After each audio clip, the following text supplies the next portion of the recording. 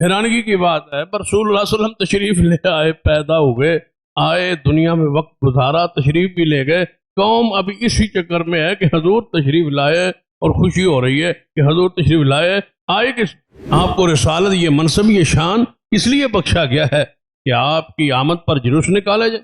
نوح علیہ السلام سے شروع کریں اور آج تک جتنا شرک اور جتنی قبر کی پوجا آج کے اس مکتبہ ہے فکر کے عمل میں ہے، اللہ کی زمین پہ اتنا شرک کسی گروہ نے نہیں کیا۔ یہود و نصارہ کافر تو ہیں ہی ہیں، مشرک بھی ہے، شرک بھی کرتے ہیں، لیکن وہ بدنام صرف کفر کی وجہ سے ہو کہ رسول اللہ کی رسالت پر ایمان نہیں لائے۔ باقی شرک میں تو ان سے وہ بہت پیچھے۔ کیا رسول اللہ صلی اللہ علیہ وسلم کی قبر کو چوکوں چوراہوں پہ بنا کے پوجا نہیں گئی، تعظیم نہیں کی گئی؟ رسول اللہ کی قبر کو عید کا ذریعہ، میلہ اور ٹھیلے کا ذریعہ نہیں بنایا۔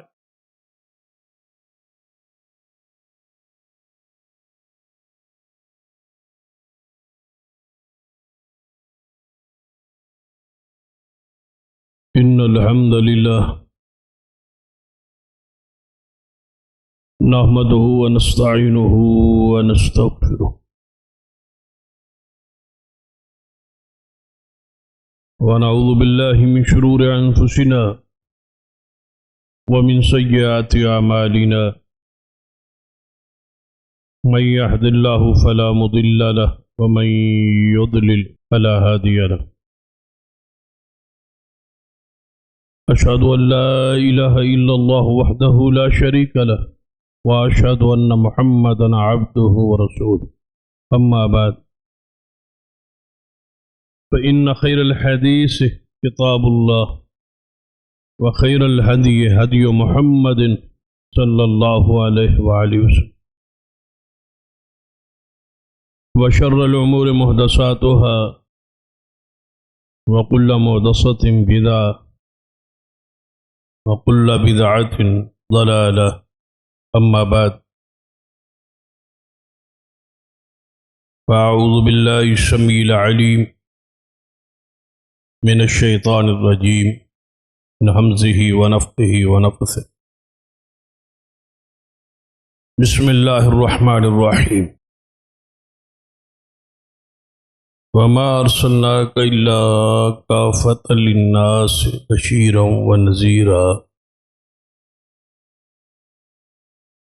رب اشرح لي صدري ويسر لي أمري واحلل عقدة من لساني يفقهوا قولي رب زدني علما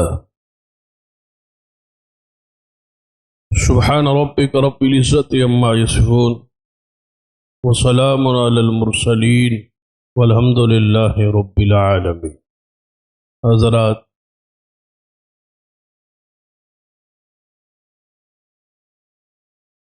ربیع الاول کی مناسبت سے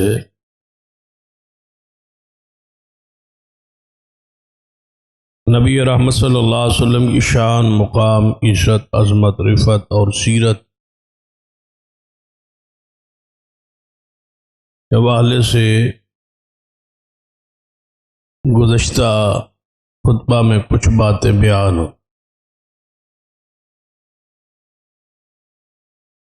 اللہ تعالیٰ کے ہاں سب سے بڑا منصب جو ہے وہ منصب رسالت ہے۔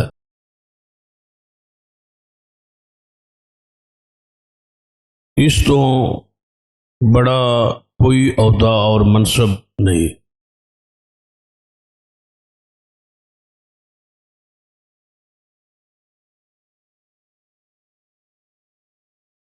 باقی سارے عہدے سے کم ہے۔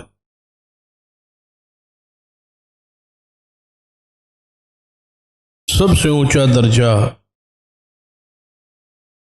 رسالت کا ہے۔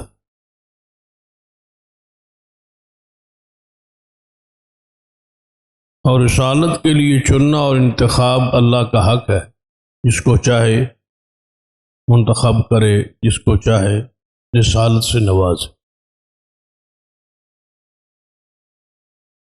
بہت سارے رسول آئے، لیکن سب سے آخر میں جناب محمد مصطفیٰ صلی اللہ علیہ وسلم تشریف لے آئے۔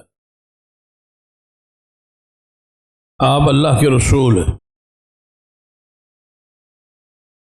اسی واسطے کلمہ طیبہ اندر سب سے بڑے اونچے منصب کا اقرار ہے کہ محمد الرسول اللہ، محمد صلی اللہ علیہ وسلم اللہ کے رسول۔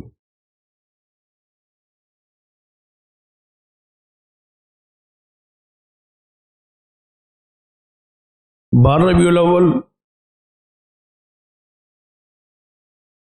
کو جو کچھ ہمارے ملک میں ہوا وہ آپ کے علم میں ہے، وہ سب کچھ نبی علیہ الصلوۃ والسلام کے ساتھ عقیدت، محبت، پیار کے اظہار کے لیے ہوا اور اسی کا بیان ہو۔ یہ الگ بات ہے کہ پیار کا یہ انداز، محبت کا یہ انداز نہ ہی قرآن میں ہے اور نہ ہی احادیث رسول،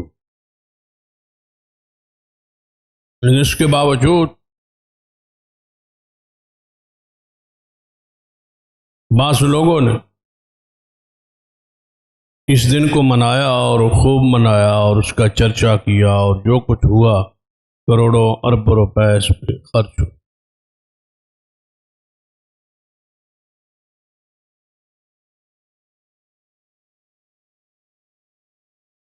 اور نبی علیہ الصلوۃ والسلام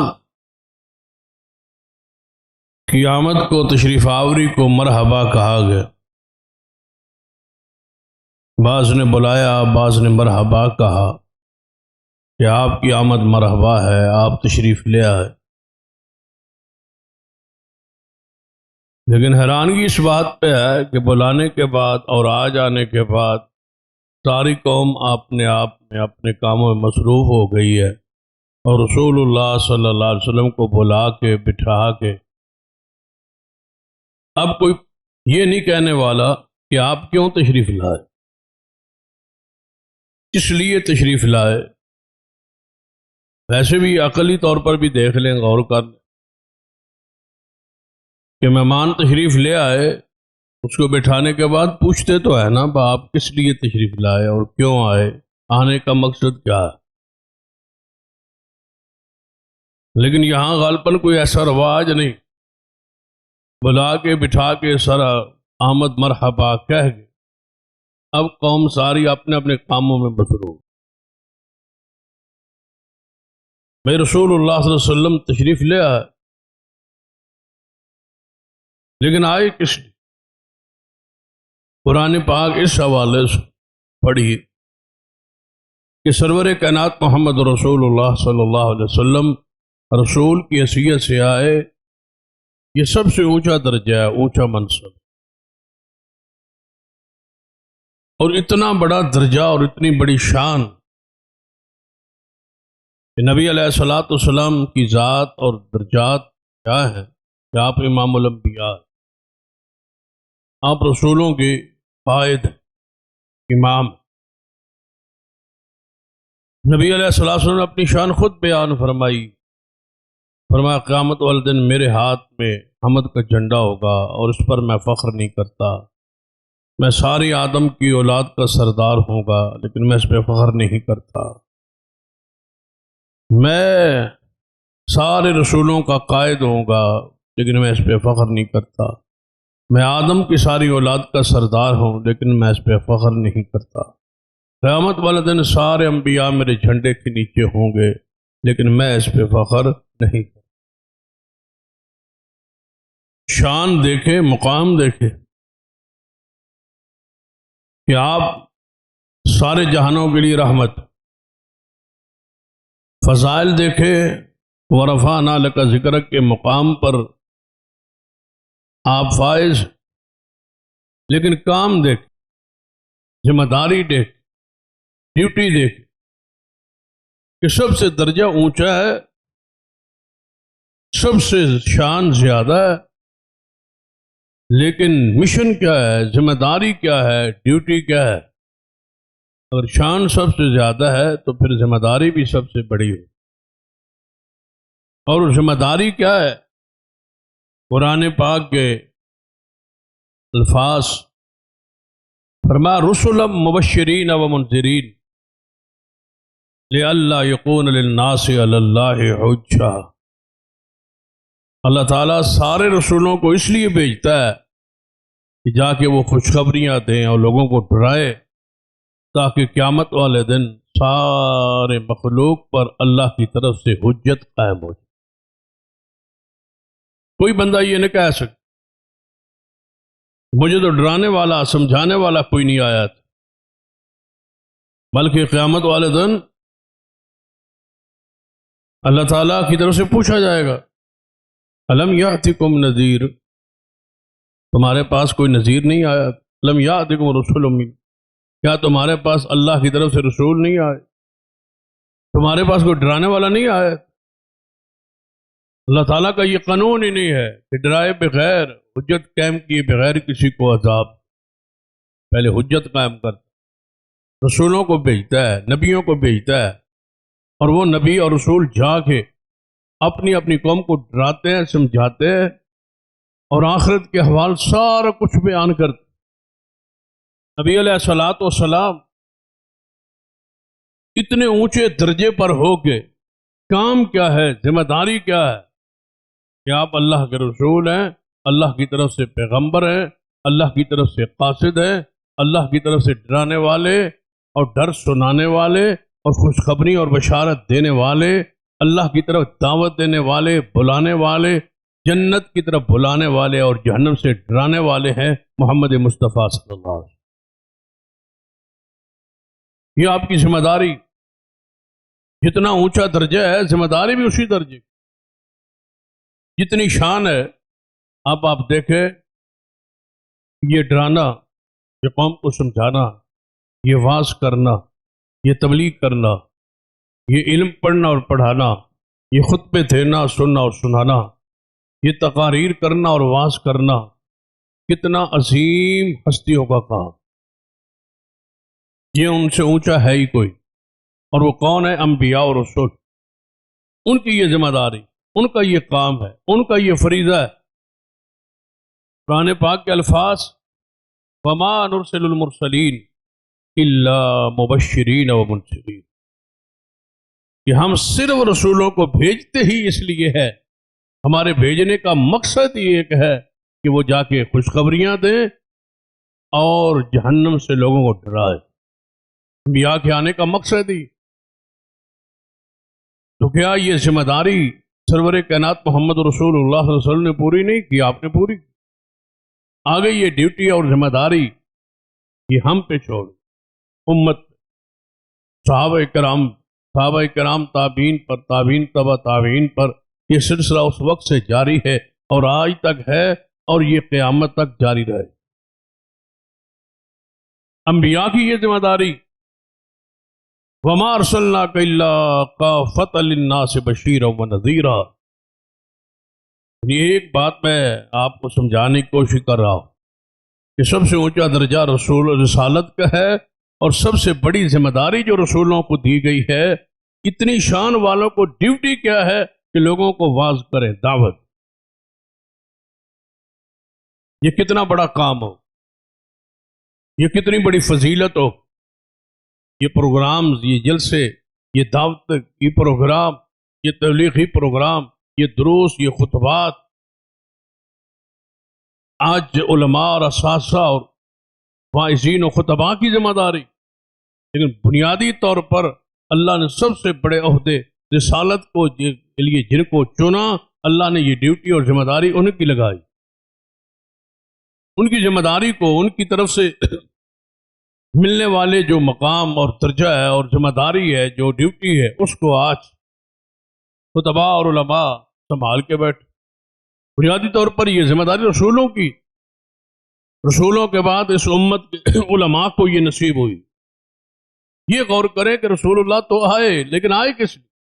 23 سال کا عرصہ ہے محمد مصطفیٰ صلی اللہ علیہ وسلم کی نبوت کا اور واعظ کا، تبلیغ کا۔ اس 23 سالوں کو پڑھیں کہ نبی علیہ الصلوۃ والسلام نے کیا کیا،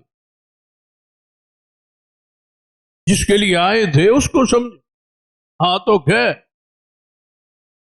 آئے تو 1450 سال ہو گئے، قوم کو ابھی صرف یہ اسی کی فکر ہے کہ آپ تشریف لے آئے، اسی پر خوشی ہے، اسی پر کود رہی ہے، اسی پر ناچ رہی ہے، اسی پر کمکمے اور لائٹیں اور روشنیاں اور گلیاں سجا رہی ہے کہ حضور تشریف لے آئے۔ بھائی وہ آئے بھی صحیح اور آ کے تشریف بھی لے۔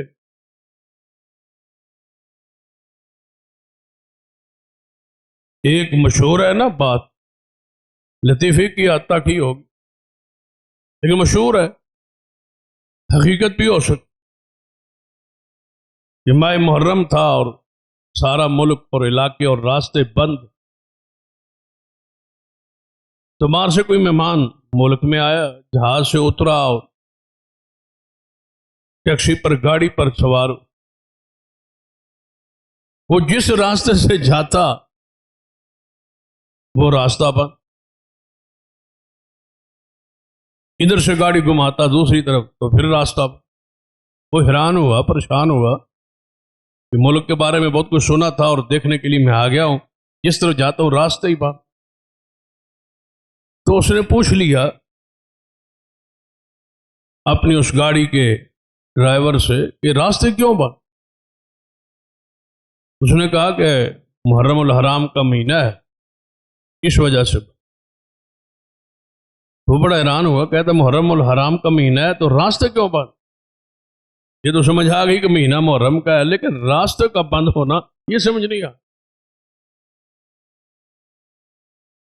پوچھنے والا وہ چونکے کافر تھا، غیر مسلم تھا، بڑا حیران ہوا، کہتا راستے بند ہے، مہینہ آپ کا کہتے ہیں کہ محرم کا ہے اور یہ بڑا مبارک مہینہ ہے اور ہمارے اسلامی سال کا پہلا مہینہ ہے، تو یہ ساری سمجھ آ گئی ہے لیکن راستے کیوں بند؟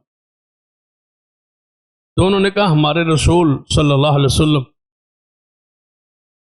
جن کا ہم کلمہ پڑھتے ہیں، ان کے نواسے جو تھے نا سیدنا حسین رضی اللہ عنہ، وہ شہید ہوئے،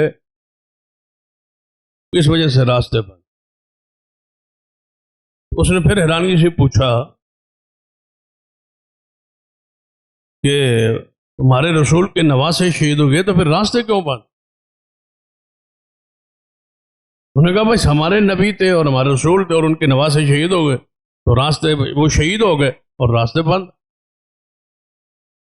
اس نے بڑی حیرانگی سے پوچھا کہ یہ واقعہ کب ہوا؟ اس نے سمجھا وہ کل کہیں یہاں پاکستان میں کوئی مسئلہ بن گیا، یہ کب ہوا؟ تو انہوں نے کہا بھائی 1400 سال ہو گئے۔ 1400 سال ہو گئے، یہ اس وقت کے راستے بند؟ انہوں نے کہا نہیں، راستے تو یہ کل 9-10 محرم ہے، کل کے بعد۔ اس نے کہا اچھا آج کوئی خبر آئی، یعنی آج خبر پہنچی ہے پاکستان میں کہ تمہارے رسول اللہ کے نواسے شہید ہو گئے، یہ کوئی خبر آج پہنچی؟ اس نے کہا نہیں، خبر بھی پرانی ہے، واقعہ بھی پرانا ہے، لیکن ہم ہر سال یہ راستے بند۔ حیرانگی کی بات ہے، پر رسول اللہ صلی اللہ علیہ وسلم تشریف لے آئے، پیدا ہوئے، آئے دنیا میں، وقت گزارا، تشریف بھی لے گئے، قوم ابھی اسی چکر میں ہے کہ حضور تشریف لائے اور خوشی ہو رہی ہے کہ حضور تشریف لائے، آئے کس؟ نبی علیہ الصلوۃ والسلام نے اپنے 23 سال عرصہ نبوت میں جو کیا ہے، اس کے لیے آئے تھے، وہ کیا ہے، وہ کر کے گئے۔ وہ کیا ہے؟ سارے صحابہ، سارے ہجرت، سارے خطبات، ساری صحبتیں، دکھ تکالیف و پریشانیاں صرف ایک ہی مشن کے لیے تھیں، اور وہ دعوت اللہ، دعوت۔ سرور کائنات محمد رسول اللہ صلی اللہ علیہ وسلم کو کہہ دیا گیا تھا جب نبی علیہ الصلوۃ والسلام پر پہلی وحی آئی، پہلی وحی کے بعد واقعات آپ کے علم میں، پھر نبی علیہ الصلوۃ والسلام کا 6 مہینے کا تقریباً جو عرصہ ہے، یہ فترت وحی کا دور ہے، جس میں دوبارہ وحی نہیں آئی۔ پہلی وحی آئی، پھر 6 مہینے دوبارہ وحی نہیں آئی، وحی رکی ہوئی تھی۔ جبریل آئے، غار ہیرا میں وہ پیغام الہی دیا، اس کے بعد 6 مہینے پہلی اور دوسری وحی کے درمیان عرصہ ہے۔ تو جب دوسری وحی آئی ہے تو کہاں سے بات شروع ہوئی؟ یا ایھا المدثر قم فانذر، اے چادر اوڑھنے والے اٹھو، آپ کو رسول کس لیے بنایا گیا ہے؟ قم فانذر، آپ کو رسالت، یہ منصب، یہ شان اس لیے بخشا گیا ہے کہ آپ کی آمد پر جلوس نکالا جائے، گلیوں کو سجایا جائے، بازاروں کو سجایا جائے، اس لیے آپ کو بھیجا گیا ہے۔ قم فانذر، یقین جانیے اس آیت پہ غور کریں تو آج بھی تھرتھراہٹ بندے پہ کب کبھی طاری ہو کہ آپ چادر لے کے، چادر اوپر اوڑھے لیٹے ہوئے، اور جبریل آ کے کہتا ہے یا ایھا المدثر قم فانذر، اے چادر اوڑھنے والے اٹھو، آپ کو کس لیے بھیجا گیا ہے، کس لیے رسول بنایا گیا ہے، کہ کس لیے یہ شان اور مقام اور عزت اور عظمت بخشی گئی ہے۔ فانذر، اٹھو اور ڈراؤ اس قوم کو، اللہ کے عذاب سے ڈراؤ اس قوم کو، آپ کو وعظ کے لیے، دعوت کے لیے بھیجا گیا ہے، جس کام کے لیے آپ کو بھیجا گیا ہے اٹھیے اور شروع کی۔ پھر اس کے بعد آپ رسول اللہ صلی اللہ علیہ وسلم کی ساری زندگی میں بس وعظ تبلیغ ہی دیکھ، صبر ہو یا حضر ہو، خوشی ہو یا غمی ہو، جہاں بھی کوئی بندہ دیکھا ہے نبی علیہ السلام وعظ اور نصیحت پر، اس کو دعوت پر، دعوت پیش کر۔ یا اللہ کہاں سے شروع کرو؟ حکم تو آ گیا، فانذر، ڈراؤ، وعظ کرو، تبلیغ کرو، کہاں سے کرو، کہاں سے آغاز کرو؟ فرمایا وانذر عشیرتک الاقربین، اپنے رشتہ داروں کو ڈراؤ، اپنے رشتہ داروں سے، اپنے گھر سے، اپنے قبیلے سے، اپنے قوم سے، خاندان سے شروع کرو۔ پھر نبی علیہ السلام نے دعوت کا وہ انتظام انشرام جس میں ابو لہب کی گستاخی اور توہین کا سلسلہ، پہاڑیوں پہ کھڑے ہو کے رسول آپ بلاتے ہیں، ساری قوم قبیلے اکٹھے ہوتے ہیں اور آپ وعظ اور نصیحت کر، بھائی جو مقصد ہے محمد مصطفیٰ صلی اللہ علیہ وسلم کی تشریف لانے کا، وہ کیا ہے؟ کس لیے تشریف لے آئے؟ آپ کی ذمہ داری پہ قرآن کی آیت مبارکہ پہ غور کیجیے، یا ایھا الرسول بلغ ما انزل الیک من ربک، اے رسول صلی اللہ علیہ وسلم، ساری شانیں اسی لفظ رسول میں کہا کرتا ہوں، صرف محمد مصطفیٰ صلی اللہ علیہ وسلم کو جب رسول کہہ دیا، گویا سارے شانے اور سارے زمانے کی جو شانیں ہیں وہ اس جملے میں موجود ہیں، ساری خوبیاں کیوں ہیں کہ آپ اللہ کے رسول ہیں صلی اللہ علیہ وسلم۔ اس سے اونچا درجہ منصب کوئی ہوتا تو کلمہ طیبہ میں اس جملے کا ذکر ہوتا، محمد الرسول اللہ کا ذکر کیوں ہے کہ سب سے اونچا درجہ رسالت کا ہے، لفظ رسول کا۔ ساری خوبیاں خود اس کے اندر داخل اور شامل ہے۔ مبشر کیوں ہیں کہ رسول ہے، نذیر کیوں ہیں کہ رسول ہیں، داعی اللہ کیوں ہیں کہ رسول ہے، سراج منیرہ کیوں ہیں کہ رسول ہے، صاحب خلق عظیم کیوں ہیں کہ اللہ کے رسول ہے۔ ساری شانیں لفظ رسالت، لفظ رسول، منصب رسول، مقام رسول میں موجود۔ اس آیت سے بڑی واضح اور آیت کون سی ہو سکتی ہے؟ یا ایھا الرسول، اے میرے رسول، کون؟ جناب محمد صلی اللہ علیہ وسلم، بلغ ما انزل الیک من ربک، جو کچھ اللہ کی طرف سے آپ پر نازل ہوا ذرا اس کو بیان کرو، پہنچاؤ آگے، پہنچانا آپ کی ذمہ داری ہے، اس کے لیے بھیجے۔ اگر نبی علیہ السلام صرف اگر جلوس والا معاملہ ہوتا تو اللہ کی قسم مکے میں کوئی کافر بھی نہ ہوتا جو پیچھے رہتا۔ اگر حضور فرماتے ہیں نا، جن قبروں کی پوجا کرتے ہو کرتے رہو، جن بتوں کی پوجا کرتے ہو کرتے رہو، جو کچھ تم کرتے ہو وہ سارا کچھ کرتے رہو، صرف جشن والے دن، جس دن میں پیدا ہوا اس دن جلوس نکالنا ہے، اور آپ نے اپنے گھوڑوں کو اور خچروں کو اور گدھوں کو اور اونٹوں کو سوار کے اور پوری طرح تیار کر کے لانا ہے، ہم نے باہر نکلنا ہے اور شام کو واپس آ جانا ہے، پھر سارا سال قبروں کی پوجا کرتے رہنا۔ اللہ کی قسم ایک کافر بھی پیچھے نہ رہے۔ وہ تو کہتے تھے محمد مصطفیٰ کو کہ آپ صادق بھی ہیں، امین بھی ہیں، اور پیارے بھی ہیں، اور سچے بھی ہیں، مانتے آپ کے پاس ہیں، آپ جیسا حسین اور جمیل کوئی نہیں۔ ان کو ولادت منانے پر کیا اعتراض؟ بلکہ ابو لہب کے بارے میں وہ تذکرہ ہوا تھا کہ اس نے لونڈی آزاد کی تھی۔ چلو وہ بھی سارا کچھ مان لیا جائے، وہ روایات مان لی جائیں، تو اس کا مطلب ہے کہ ولادت کی خوشی پر یا لونڈیاں آزاد کرنے پر تو اعتراض نہیں تھا، بلکہ وہ ساتھ معاملہ تو ہے اگلی معاملے کا جس کے لیے رسول اللہ تشریف لائے۔ جب وہ بیان ہوا تو اختلاف تو اس بات پر ہے، اور آج بھی اختلاف وہی ہے۔ جس قوم نے رسول اللہ کی ولادت کو، جشن کو منایا ہے، اس قوم سے بڑا قبر کا پجاری اللہ کی زمین پہ کون ہو سکتا؟ ساری تاریخ اسلام پڑھ لیجیے، رسول اللہ صلی اللہ علیہ وسلم سے لے کر آج تک حضور سے پہلے کے زمانے پڑھ لیجیے، نوح علیہ السلام سے شروع کریں اور آج تک جتنا شرک اور جتنی قبر کی پوجا آج کے اس مکتبہ ہے فکر کے عمل میں ہے، اللہ کی زمین پہ اتنا شرک کسی گروہ نے نہیں کیا۔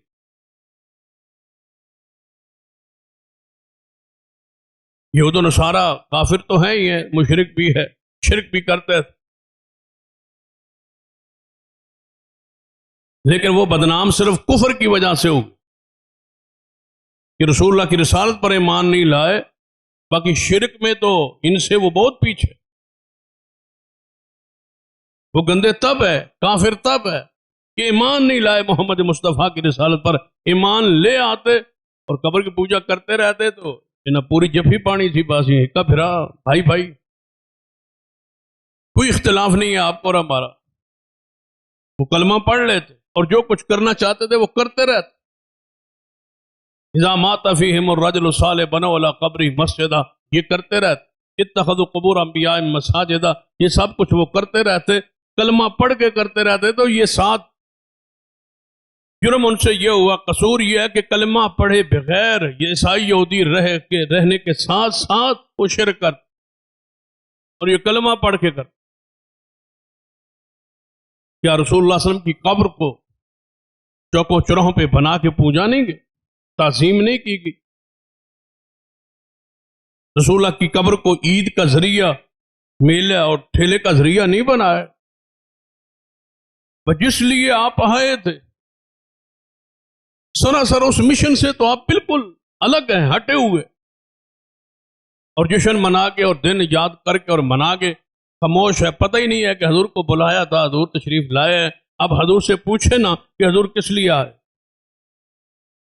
سرکار آ گئے مرحبا کہہ کے پھر اندر دروازے بند کر کے تو نہیں نہ بہیندا، پھر حضور کو پوچھیندا ہے حضور تشریف لے آئے ہو تے مرحبا تہاڈی آمد تے، لیکن ہن تھن دسو با کس لیے آئے؟ فرمایا یا ایھا الرسول بلغ ما انزل الیک من ربک، اے رسول جو کچھ آپ کی طرف نازل ہوا ہے ذرا اس کو پہنچاؤ آپ۔ اگر آپ نے ایسا نہ کیا، اگلی بات اس پہ ذرا غور کریں، وَإِن لَّمْ تَفْعَلْ فَمَا بَلَّغْتَ رِسَالَتَهُ،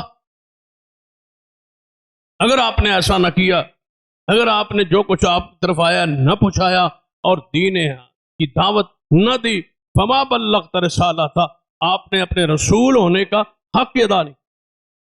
رسالت کا مقصد یہ ہے کہ آپ پہنچائیں جو کچھ نازل ہو، پہنچانے پر تکلیفیں آئیں، دکھ آئیں اور آتے ہیں، آج بھی ہیں اور شروع سے لے کر آج تک ہے، اور یہ اللہ کی سنت ہے اور یہ طریقہ رہا ہے شروع سے۔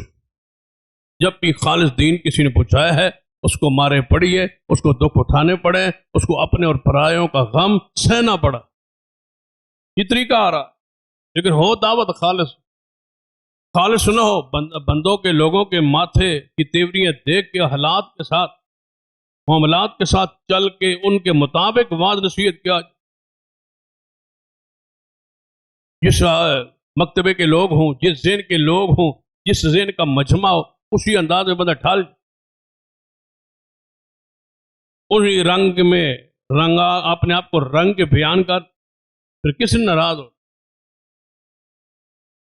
فوتگی کا اجتماع ہے، کل کا اجتماع ہے، 7वें کا اجتماع ہے، 40ویں کا اجتماع ہے، عرس کا اجتماع ہے، آپ اس میں بیٹھ کے اسی انداز میں گفتگو شروع کر دیں تو کس نے ناراض ہو؟ سب نے خوش ہو تو کہنا ہے جو بندہ تو لبے ہی نہیں. لیکن اجتماع کوئی ہو، بات وہ ہو جو قرآن اور حدیث کی ہو، دعوت خالص اور کھری اور صاف اور ستھری ہو، پھر دیکھتے ہیں لوگ آپ کو کیسے آپ کو پھول پھینکتے آپ یا پیسے لٹاتے آپ.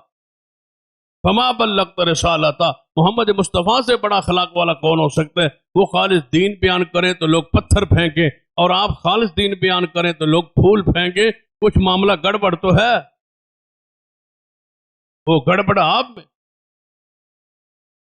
کہ آپ نے لوگوں کے حالات کو دیکھ کے اور واقعات کو دیکھ کے پھر یہ فیصلہ کیا کہ میں کیا بیان. میرے محبوب آپ بیان کریں، لوگ مخالفت کریں گے لیکن ہوگا کہ واللہ یعصمک من الناس، بس آپ نے ڈرنا نہیں ہے، لوگوں سے بچانا یہ ہماری ذمہ داری. ابھی آپ اکیلے ہیں، صحابہ ساتھ نہیں، آپ کم میں ہیں، تعداد میں کم ہے، قلیل ہیں، تھوڑے ہیں، وہ زیادہ ہے، سب کچھ ان کے پاس ہے، آپ کے پاس کچھ نہیں ہے. بیان کریں، بچائیں گے ہم. پھر نبی علیہ السلام کے ساتھ جو اللہ نے وعدہ کیا پورا کیا. 17 مرتبہ حملے ہوئے مصطفیٰ پر شہید کرنے کے لیے، اللہ نے ہر حملے میں محمد مصطفیٰ کو محفوظ رکھا. انہوں نے پروگرام بنایا، اللہ خیر الماکرین، اللہ نے بھی پروگرام بنا. انہوں نے بڑے بڑے تدبیریں کی ہیں، رسول اللہ فرماتا ہے ہم نے بھی تدبیریں کی. ہم سے بہتر تدبیر کرنے والا کون ہو؟ وہ مارنے آتے تھے، ہم بچا کے محمد مصطفیٰ کو لے جاتے. 17 مرتبہ حملے ہوئے، ہر حملے میں اللہ نے مصطفیٰ کو محفوظ رکھا ہے. اللہ کا یہ وعدہ. پھر اتنے آپ نے اعلان کیا میرے صحابہ جاؤ، جو میرے بار حفاظت کے لیے کھڑے ہو، تمہاری بھی ضرورت نہیں ہے، اللہ نے مجھے ذمہ داری خود اٹھا لی ہے کہ اللہ مجھے بچائے. یا ایھا الرسول بلغ ما انزل الیک من ربک، بھئی رسول اللہ آئے تو کس لیے؟ بس اسی چیز پہ غور کرے کہ سب سے اونچا درجہ لے کے آئے، لیکن کام کیا کرنا؟ حضور علیہ السلام کی شان کو، مقام کو، حسن کو، جمال کو پڑھیں تو بتائیں کہ ایسی ہستی جس کے بارے انس بن مالک فرماتے ہیں، انس بن مالک رضی اللہ تعالیٰ فرماتے ہیں میں رسول اللہ صلی اللہ علیہ وسلم کے ہاتھ رکھا تو اللہ کی قسم اتنا کوئی ریشم نرم نہیں جتنی محمد مصطفیٰ کی ہتھیلی نرم. بتائیں ایسی ہستی پر کچھ سنبھال کے تو رکھنا ہوتا، ایسی ہستی کو تو بٹھا کے رکھ جن کا حسن اور جمال اتنا ہو کہ دیکھنے سے بھوک اتر جائے، تھکاوٹ ختم ہو جائے. صحابہ کرام آنکھ بھر کے رسول اللہ صلی اللہ علیہ وسلم کے حسن کا روب، چہرے کا روب، روحانیت اور روب اس قدر تھا کہ آنکھ بھر کے دیکھنا چند لمحات وہ برداشت نہیں کرتے تھے. رسول اللہ کو دیکھا آنکھیں جھکا لے. حسن پر اتفاق ہے کہ محمد مصطفیٰ جیسا حسین اللہ کی مخلوق میں کوئی. تو ایسی ہستی کو تو سنبھال کے رکھتے ہیں بھائی، ایسی ہستی کی تو پیروں پر مٹی نہیں لگنے دیتے. لیکن وہ کون سا دکھ ہے جو محمد مصطفیٰ صلی اللہ علیہ وسلم پر نہیں آیا؟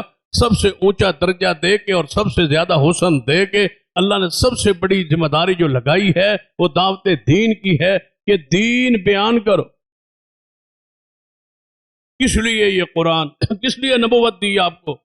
تبارک الذی نزل الفرقان علی عبدہ لیکون للعالمین نذیرا.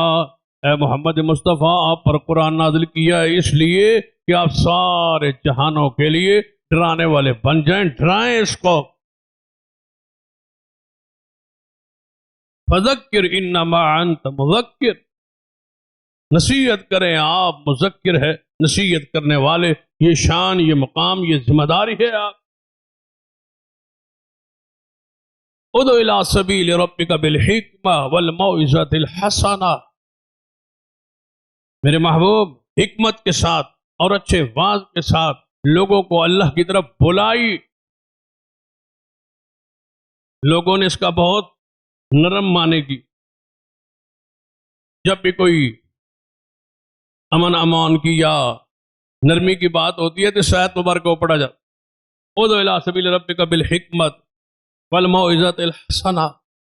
اللہ کہتا ہے پیارے حبیب صلی اللہ علیہ وسلم لوگوں کو اللہ کی راہ کی طرف بلائیے حکمت کے ساتھ اور اچھے واز کے ساتھ. اب معنی کیا ہوتا ہے؟ حکمت کے ساتھ، تنائی کے ساتھ، میٹھی میٹھی باتیں کر کے، نرم نرم باتیں کر کے، اچھے سے واقعات سنا کے لوگوں کو سمجھائی. یہ وہ معنی ہے. ہر بندے کی خواہش ہوتی ہے نا چاہتے جو اس کا مرضی کا معنی چڑھا ہے. اس کا معنی یہ نہیں ہو سکتا ادعو الی سبیل ربک بالحکمہ، اے معبود لوگوں کو اللہ کی طرف بلائیے. محمد مصطفیٰ صلی اللہ علیہ وسلم کو حکم ہو رہا ہے کہ بلائیے لوگوں کو حکمت کے ساتھ. کا مطلب کیا ہے؟ سنت کے ساتھ، دلیل کے ساتھ. والموعظۃ الحسنہ، اچھا واز. اچھا واز حسنہ. حسنہ کیا مراد؟ حسنہ سے کیا مراد ہے بھائی؟ لقد کان لکم فی رسول اللہ اسوۃ حسنہ. قرآن خود اپنے آپ تشریح کر رہا ہے.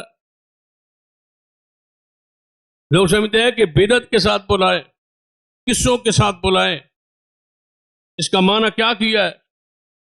ایک میں عالم کا کلپ سن رہا تھا. اس نے کہا بھائی لوگ گرجا گھر تھا اور وہاں غیر مسلم عیسائی جو ہیں وہ پوجا کے لیے، عبادت کے لیے ہزاروں کی تعداد میں جا رہے. راستے میں ایک صوفی تھے، بزرگ تھے، وہ بانسری لے کے آ کے بیٹھ گئے اور بانسری بجانا شروع کر دی. لوگوں نے ادھر جانا چھوڑ دیا، بانسری سننا شروع کر دی. وہ مولوی قرآن سے مسلمان نہیں کر سکے جو بزرگوں نے بانسری کے ساتھ مسلمان کیا اور پھر بانسری بجا کے وہ تقریر میں سنا رہا. تو پھر ساتھ یہ آیت پڑھتا ہے ادعو الی سبیل ربک بالحکمہ والموعظۃ الحسنہ. اس کا معنی کیا ہوگا کہ لوگوں کو اللہ کی طرف بلاؤ بانسری کے ساتھ. والموعظۃ الحسنہ.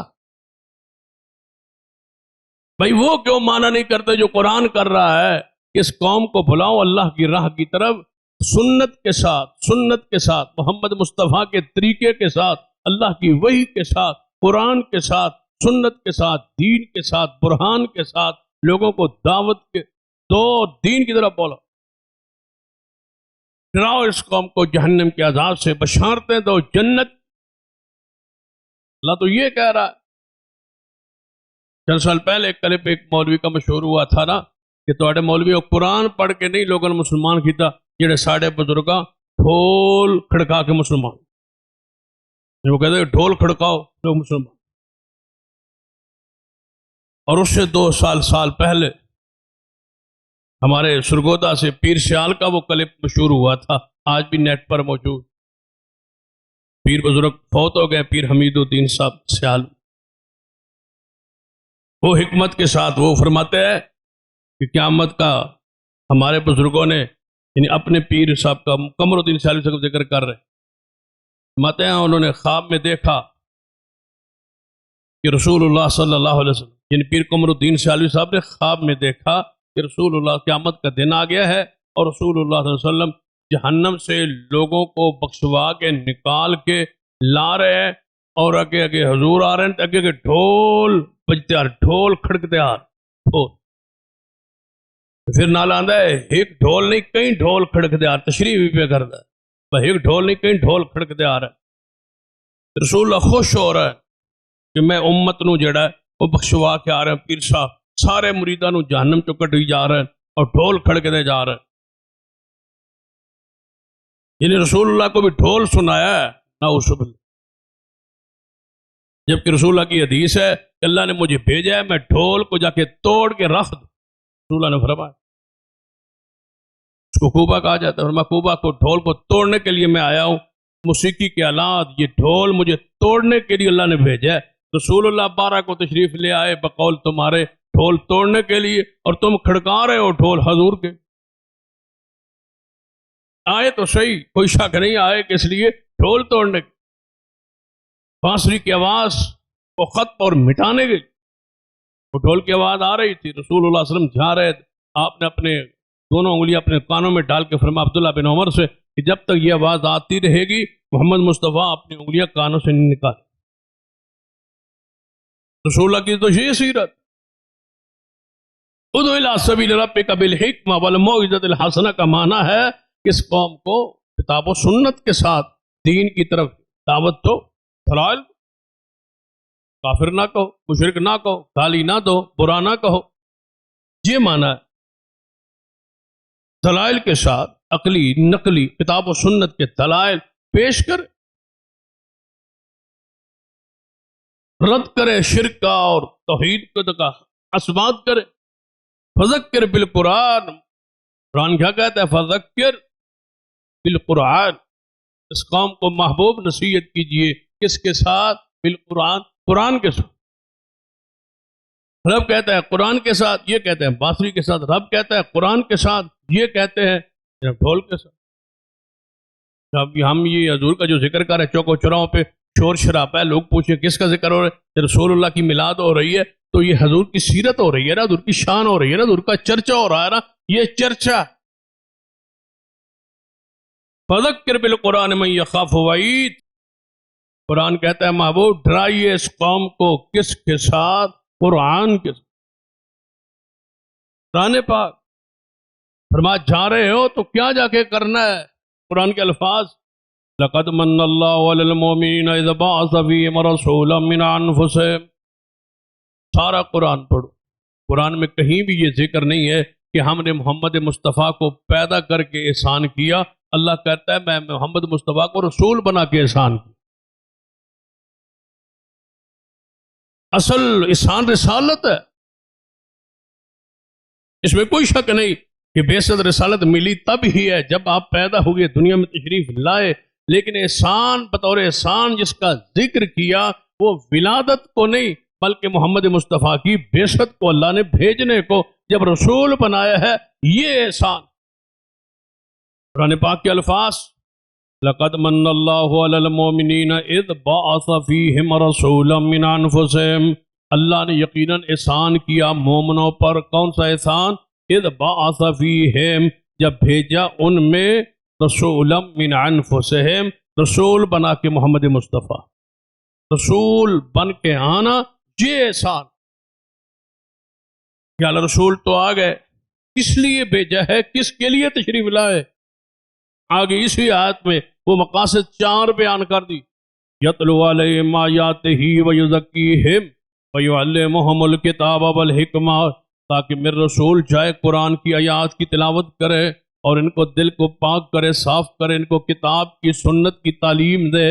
وَإِنْ كَانُوا مِنْ قَبْلُ لَفِي ضَلَالٍ مُبِينٍ، آپ کی آمد سے پہلے وہ سارے کھلی گمراہی میں تھے. ہم نے محمد مصطفیٰ کو بھیج کے اس گمراہی سے نکالنا چاہا. کس کے ذریعے؟ کتاب و حکمت کی تعلیم کے ذریعے، اور تزکیہ کر کے اور ان کو قرآن سنا کے ان کو پاک کرنا چاہا، گمراہی کو ختم کرنا چاہا. یہ کیسے ہو سکتا ہے کہ رسول اللہ کے زمانے سے جو پہلے کھلی گمراہیاں تھیں وہ قرآن اور حدیث سے ختم ہوں اور آج گمراہی کسی اور چیز سے اور شے سے ختم ہو؟ یہ نہیں ہو سکتا. آج بھی صفائی اسی کے ساتھ ہوگی جس کے ساتھ صفائی محمد مصطفیٰ نے کی. اس شے سے معاشرے کو، قوم کو، گھروں کو، دلوں کو محمد مصطفیٰ نے سنوارا. اسی چیز سے آج بھی اسی نسخے سے یہ قوم سنورے. کوئی نیا نسخہ نہیں یہاں آزمایا جا سکتا اور نہ ہی وہ کرامت ہو. کسی نسخے کی کوئی حیثیت نہیں ہے. یہ کیسے ہو سکتا ہے کہ صحابہ کے دل تو قرآن سے صاف ہوں اور ہمارے دل ڈھول سے صاف، ہمارے دل کسی اور چیز سے صاف؟ قل ھذہ سبیلی، فرما دیجئے پیارے حبیب جناب محمد صلی اللہ علیہ وسلم، ھذہ سبیلی، یہ میرا راستہ. کون سا میرا راستہ ہے؟ ھذہ سبیلی ادعو الی اللہ، یہ میرا راستہ ہے. علی بصیرۃ انا ومن اتبعنی، میرا بھی اور میرے ماننے والوں کا بھی یہی راستہ ہے. بصیرت پر، دلائل پر. یہی راستہ ہے کہ ہم اللہ کی طرف بلائیں دلیل پر. یہی میرے راستہ. قرآن پاک نے کیا کہا؟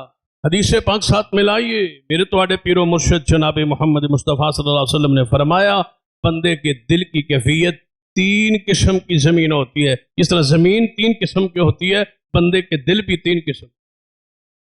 بس آپ نے آج یہ فیصلہ کرنا ہے خطبہ جمعہ میں کہ آپ کا دل کس پوزیشن میں کھڑا ہے. رسول اللہ نے بیان کیا ہے، حدیث ہے کہ جس طرح زمین کی 3 قسم کی زمین ہوتی ہے نا، بندے کے دل کی کیفیت بھی وہی. ایک زمین ہوتی ہے زرخیز، میٹھی، اس پر بارش برستی آسمان سے، وہ پانی اپنے اندر جذب کر لیتی ہے اور فصل دیتی. ایک دل یہ ہے، اس پر قرآن برستا ہے، قرآن کی بارش برستی ہے، قرآن کی شفا برستی ہے، قرآن کی طرف سے ہدایت برستی ہے، قرآن کی طرف سے برکات. قرآن وہ سنتا ہے، وہ پڑھتا ہے، اس کا آنکھیں روتی ہیں، دل اس کا ڈر جاتا ہے اور وہ اس حق کو قبول کرتا. دوسری زمین ہوتی ہے پتھریل. فرمایا اس پہ بارش برستی ہے تو وہ کہیں نہ کہیں پانی وہ جذب نہیں کرتا، لیکن پانی اس پر بہہ کے کسی نہ کسی ندی، نالے، تالاب میں نیچے والی جگہ پر جا کے اکٹھا ہو جاتا ہے، جس سے لوگ پانی پیتے ہیں، جانور پانی پیتے ہیں. یا آگے زمین کو اس سے پانی سٹور کر کے جمع کر کے ڈیم بنا کے کوئی جھیل بنا کے پانی آگے دیا جاتا. یہ بھی فائدہ مند.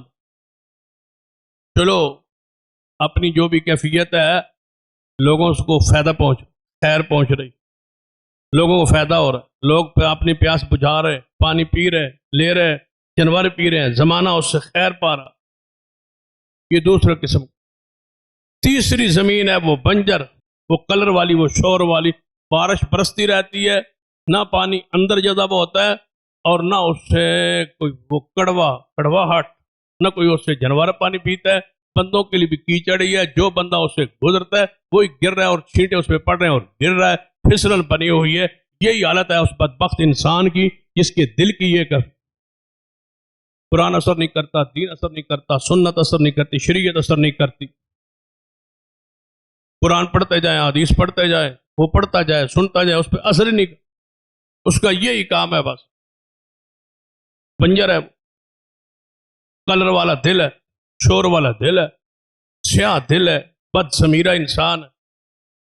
بس اس کا دل پتھر سے بھی آگے بڑھ چکا ہے، کلر اور سیاہ ہو چکا ہے. کچھ کالے پتھر ہوتے ہیں، سیاہ پتھر ہوتے ہیں، جس کی کوئی کیفیت، جس کی کوئی حالت. نماز پڑھتا ہے اثر نہیں کرتا، قرآن سنتا ہے اثر نہیں کرتا، تلاوت کرتا ہے اثر نہیں کرتا، تلاوت سنتا ہے اثر نہیں کرتا، سب کچھ کرتا ہے، اثر ہی کو نہیں ہوتا.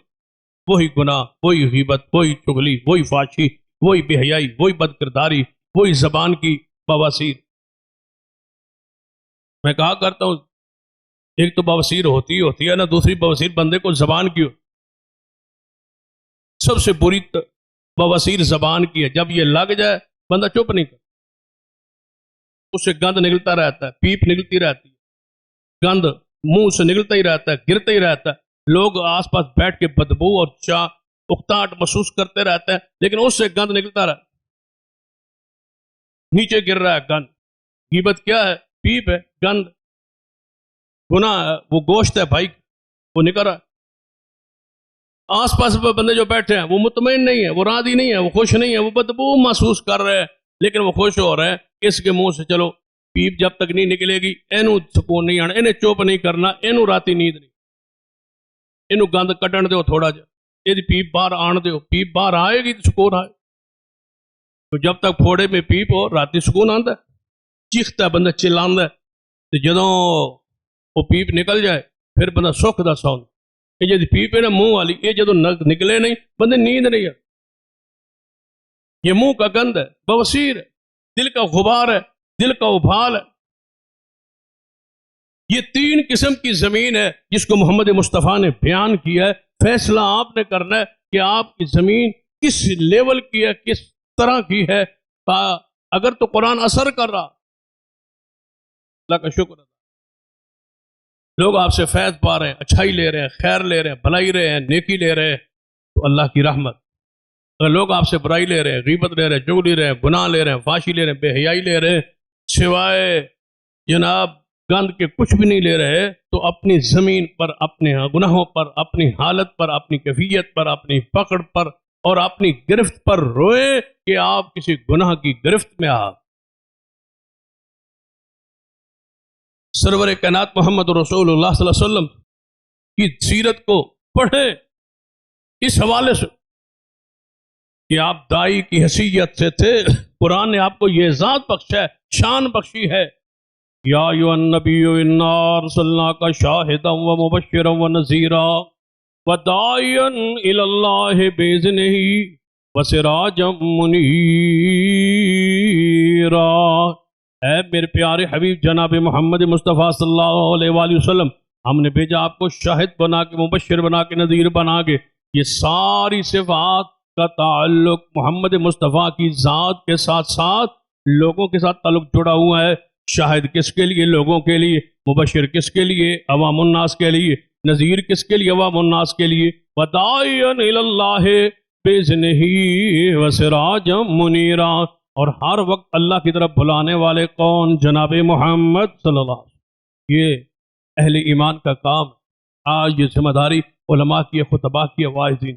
کبھی آپ اس لحاظ سے سوچیں کہ پاکستان میں اپنے ملک کے حوالے سے سوچ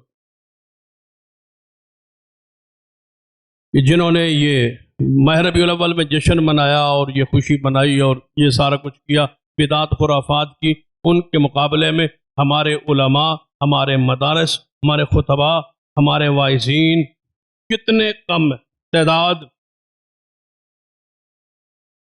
محلے میں دیکھ لیں ہم کتنے ہیں اور باقی جو ہے فرقے وہ کتنے تعداد میں، ہم ان کے مقابلے میں کتنے؟ بہت کم، بہت کم تعداد میں ظاہری طور پر ہم کتنے کم ہیں۔ مساجد کو دیکھ، پورے محلے میں جائیں کتنی مساجد دوسرے فرق کی ہیں اور کتنی مسجدیں ہماری ایک ہی ہوگی، ہماری تو ایک ہی۔ محلے کی سطح پر یہ بات کہہ رہا ہوں، پھر اس کو شہر کی سطح پر سمجھے، پھر اس کو صوبے کی سطح پر، پھر ملک کی سطح پر، پھر دنیا کی سطح پر۔ پہلے یہاں سے شروع ہونا کہ ہم مساجد کے لحاظ سے، مدارس کے لحاظ سے، تعداد کے لحاظ سے دوسرے فرقوں کے مقابلے میں ہم کتنے کم۔ اس کمی کو، اس تعداد کو دیکھ کے پھر فیصلہ کریں کہ 12 ربیع الاول کے جشن میں اور جلوس میں آبادی کے لحاظ سے جتنے محلے میں لوگ رہتے ہیں ان میں سے کتنے بار لوگ،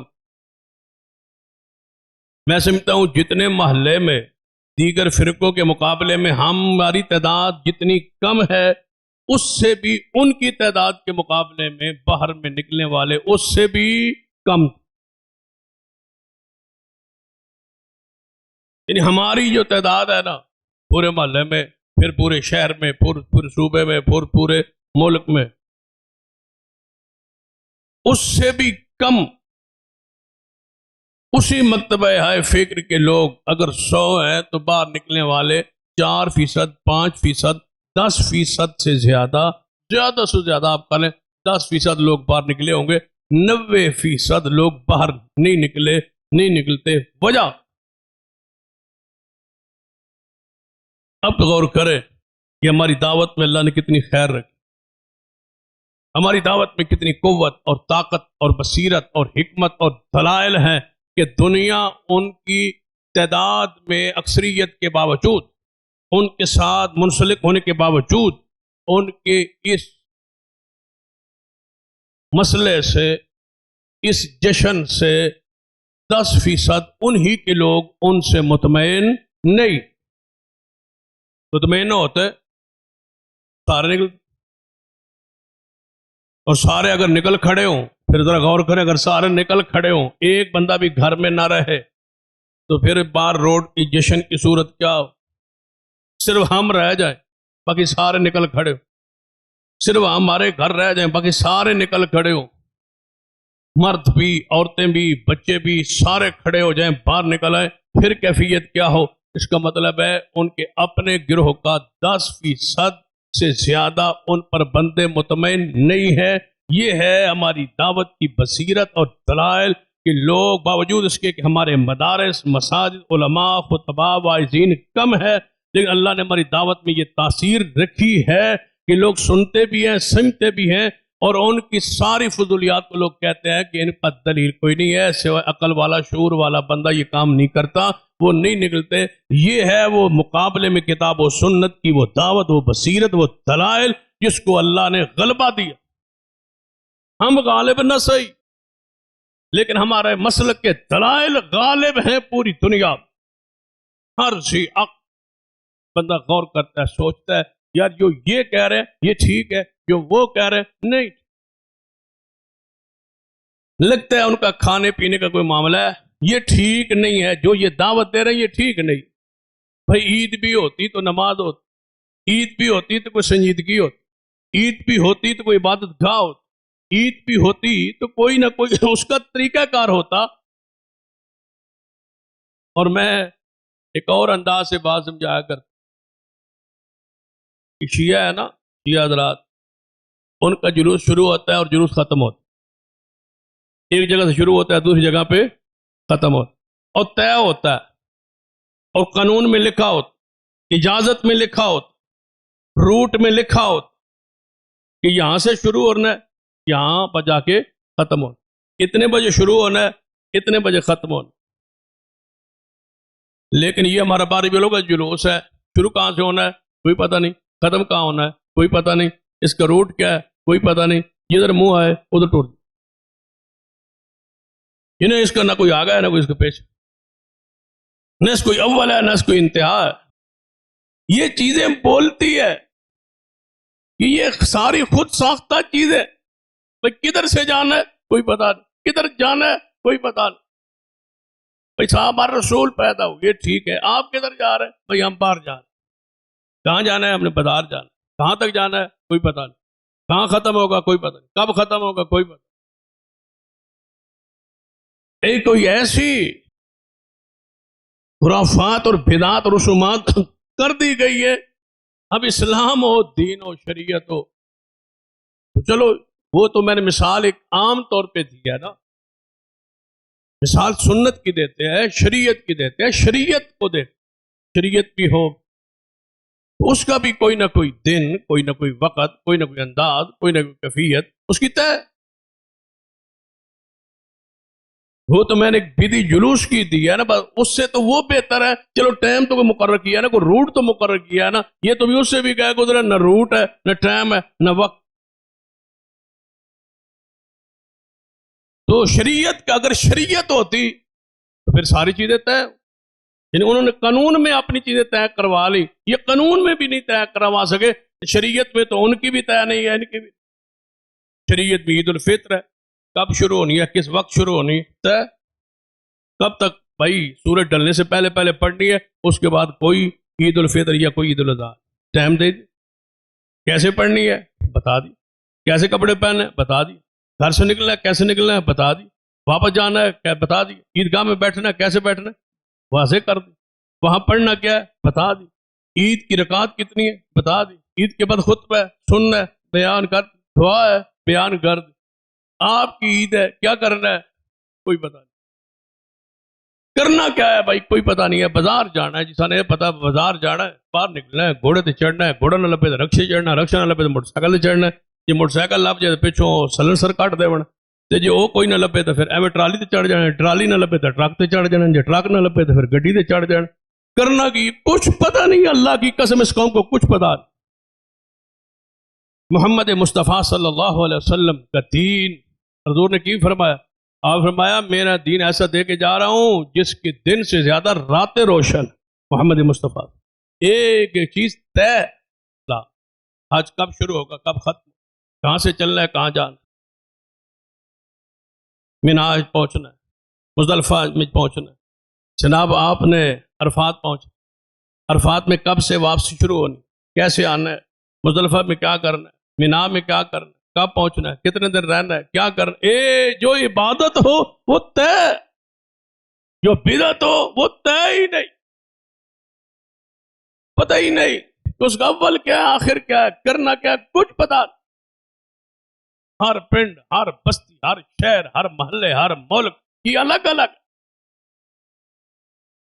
جائیں، ہر ملک کی الگ بدعت کی یہ دلیل ہے کہ ہر گلی ہر محلے کی وکری ہوئی۔ اور میں نے کئی مرتبہ بار بھی دوستوں تقریروں میں جلسوں میں یہ بات کہی اور لوگوں نے پریکٹیکل اس کو کیا۔ میں نے کہا بھائی سوال ایک دفعہ آیا کہ یہ جو اذان سے پہلے مروجہ صلاۃ پڑھتے ہیں، الصلاۃ والسلام علیہ رسول اللہ، یہ حدیث میں ہے۔ میں نے کہا بھائی حدیث میں تو یہ تو بات ہے، ان کو بھی پتا ہے، سب کو پتا ہے، زمانے کو پتا ہے کہ حدیث میں کوئی نہیں، حدیث میں نہیں ہے۔ اب یہ ہے اسلام میں، دین میں یا نہیں؟ میں نے کہا بڑا آسان سا طریقہ ہے، ایک ہی اذان کا طے کر، مثلا زور کی اذان ہے نا، اس کو طے کر۔ آپ بھی شک آپ میں سے کوئی بندہ تجربہ کرنا چاہے تو کر، مثلا آج جمعہ ہے تو عشاء کی اذان طے کر لے، مغرب کی کر لیں، عصر کی کر لیں، 5 بندے یہاں سے کوئی مقرر کر لے، یہیں سے بیٹھے بیٹھے 5 بندے مقرر کر کہ آپ نے ایک بندے کی ڈیوٹی لائیں کہ آپ نے عصر کی اذان فلاں مسجد میں جہاں صلاۃ پڑھی جاتی ہے اس مسلک کی اس مسجد میں آپ نے جا کے اذان سننی ہے، اور جو وہ پہلے صلاۃ پڑھے اس کو لکھ کے لانا، وہ لے آئے۔ دوسرا بندہ اس مسجد میں، تیسرا بندہ تیسری مسجد میں، چوتھا بندہ چوتھی مسجد میں، پانچواں بندہ پانچویں مسجد میں۔ ایک محلے کی ایک مسلک کی 5 مسجدوں میں 5 بندے بھیجے، اگر 5 صلاۃ اذان سے پہلے جو پڑھیں وہ لکھ کے لائیں، وہ آئیں اور کاپیاں میرے سامنے رکھیں، اگر 5 کی مل جائیں تو میں آپ کی بات مان، 5 کے الفاظ نہیں ملے، 5 کے الگ الگ الفاظ ہوں، ایک مؤذن کچھ اور پڑھے گا، دوسرا کچھ اور، تیسرا اور، چوتھا اور جب اذان شروع ہو اللہ اکبر، یہاں سے اذان شروع ہوتی ہے نا اللہ اکبر، چاہے مسجد اہل حدیث کی ہو، بریلوی کی ہو، دیوبندی کی ہو، جب اذان شروع ہوتی ہے کہاں سے شروع ہوتی ہے؟ اللہ اکبر۔ اس سے پہلے جو صلاۃ پڑھی گئی، ایک مسلک، ایک جماعت، 5 مسجدیں، 5 مؤذن، 5 کی صلاۃ الگ الگ الگ الگ۔ جب اذان شروع ہوئی 5 مسجدوں کی اذان ایک، اللہ اکبر پہ شروع ہوئی، کہاں ختم ہوئی؟ لا الہ الا اللہ۔ بریلویوں کی یہی، دیوبندیوں کی یہی، اہل حدیثوں کی یہی ہے۔ یہ اذان ایک کیوں، صلاۃ الگ الگ کیوں؟ یہ مسلک مختلف ہے، وہ مسلک ایک ہے۔ کبھی آپ کچھ عقل سے سوچ لے، یہ مسلک مختلف ہے، ایک بریلوی ہے، دوسرا دیوبندی ہے، تیسرا اہل حدیث ہے، تینوں مؤذن ہے، تینوں کی اذان کے الفاظ ایک ہے، ایک مسلک ہے، ایک محلہ ہے، 5 مساجد ہے، 5 مؤذن ہے، صلاۃ الگ الگ کیوں ہے؟ اسی لیے کہ یہ بنائی گئی ہے اور یہ اذان محمد کے سینے پہ اتاری گئی، جو آسمان سے آئے وہ ایک ہوتی ہے، انٹرنیشنل ہوتی ہے، بین الاقوامی سنت پوری دنیا میں ایک ہوتی، بدعت ہر محلے، ہر بستی، ہر شہر، ہر گلی کی الگ الگ الگ ہوتی۔ اب کہتے ہیں جی اس وقت جشن کا انداز اور تھا، کیونکہ اس وقت لیٹا شیٹا کون آئی ہیں، رکش کون آئے، یہ ہوں اور میں کہتا ہوں اس وقت عید الفطر اور عید الاضحیٰ 1450 سال پہلے عید الفطر یہی تھی جو آج 1450 سال پاکستان میں ہے، عید الاضحیٰ وہی تھی جو آج ہے، اذان وہی جو آج ہے، نماز وہی جو آج ہے، حج وہی حضور کے زمانے میں جو آج ہے، سارے مسائل وہی، انٹرنیشنل طور پر، بین الاقوامی طور پر، قدیم سے لے کر آج تک، رسول اللہ سے لے کر آج تک ساری چیزیں ایک جیسی چلتی آ رہی ہے۔ یہ واحد عید ہے جو کہتے ہیں اس دور میں اور تھی، آج اور ہے، ہر دور میں الگ الگ تھی۔ اس کا مطلب ہے اس کو تبدیل کیا جا رہا ہے، حالات کے ساتھ، بدعات کے ساتھ، خرافات کے ساتھ، ضرورت کے ساتھ، روٹی کے ساتھ اس کو تقسیم کیا جا رہا ہے۔ جو بدعت ہو وہ الگ ہوا کرتی ہے، جو سنت ہو پوری دنیا میں ایک ہوا کرتی ہے۔ اگر اس طرح سمجھ نہیں آئی، آسان لفظوں میں سمجھاتا ہوں، ہم تشہد آخری تشہد میں کیا پڑھتے ہیں؟ درود پڑھتے ہیں نا، اللہم صلی علی محمد وعلی آل۔ یہی ہے، یہاں امریکہ میں جائیں وہ انگریز جو انگریزی بولتے ہیں مسلمان، لیکن انگریزی میں درود نہیں پڑھتے، درود کس میں پڑھتے ہیں؟ نماز میں اور عربی میں یہی اللہم صلی علی محمد۔ اہل عرب بھی یہی، اہل عجم بھی یہی۔ کسی دور کا، کسی ملک کا کوئی زبان، پشتو بولنے والا ہو، سندھی بولنے والا ہو، بلوچی بولنے والا ہو، وہ یونانی بولنے والا ہو، پاکستانی اردو بولنے والا ہو، عربی بولنے والا، انگریزی، کوئی زبان بولے، جب نماز پڑھے گا سبحانک اللہم سے لے کر یوم یقوم الحساب تک یا سلام تک یا آخر تک ایک الفاظ ہوں گے، کیونکہ یہ سنت ہے۔ جو بدعت ہوگی وہ ہر ملک کی، ہر علاقے کی، ہر بستی کی، ہر شہر کی الگ ہوگی۔ انشاءاللہ یہ ہماری دعوت بصیرت پر، دین پر، دلائل پر، قرآن پر، حدیث پر قائم ہے۔ اسی کے لیے محمد مصطفیٰ تشریف لائے تھے۔ آپ نے دعوت دین کا حق ادا کیا، حضور کی ذمہ داری دین کو پہنچانا تھا، آپ نے پہنچایا ہے، اور دین کو ہم سنبھال کے بیٹھے۔ حضور نے دین کیسے پہنچایا، کہاں کہاں پہنچایا، اس پر تفصیل آئندہ خطبات میں ہوگی۔ اللہ سے دعا ہے اللہ عمل کی توفیق بخشے۔ اقول قولی ھذا واستغفر اللہ لی ولکم ولسائر المسلمین وآخر دعوایا الحمد للہ رب